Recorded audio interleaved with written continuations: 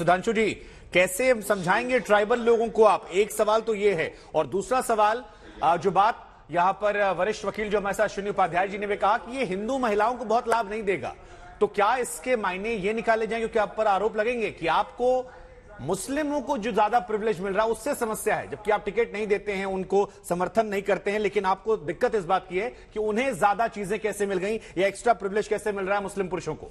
थोड़ा larger context में कहना चाहता हूं जी। आज समस्या जानते हैं किस मानसिकता के ऊपर या को समस्या हो रही है शुभांकर जी? इस देश का जिस समय आवाज आ रही है मेरी? जी जी, आपकी आवाज आ रही है सर।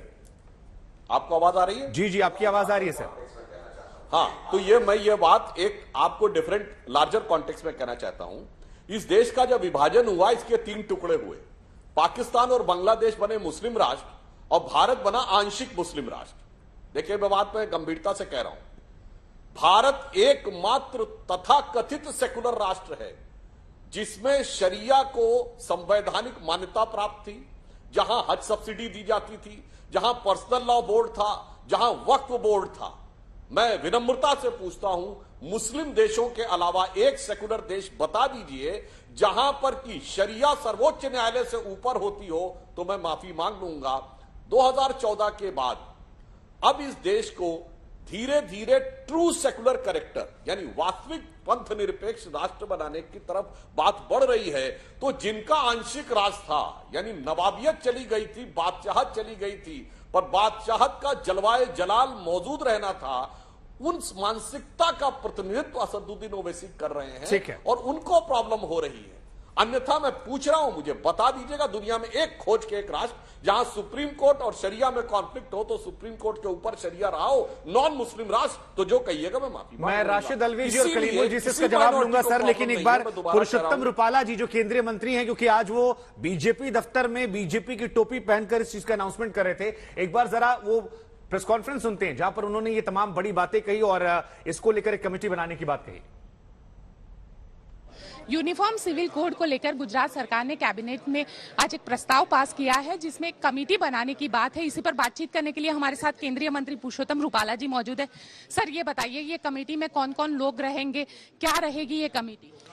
हाईकोर्ट के माननीय निवृत्त न्यायमूर्ति जी की अध्यक्षता में कमेटी बनेगी। कमेटी की रचना करने का अधिकार माननीय मुख्यमंत्री श्री को दे दिया गया है।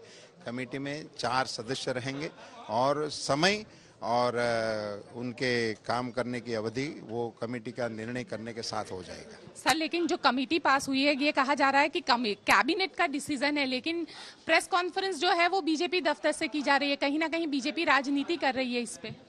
देखो, सरकार जिस पार्टी की होती है उस पार्टी को इतना तो अधिकार देना चाहिए कि उनकी सरकार क्या काम कर रही है।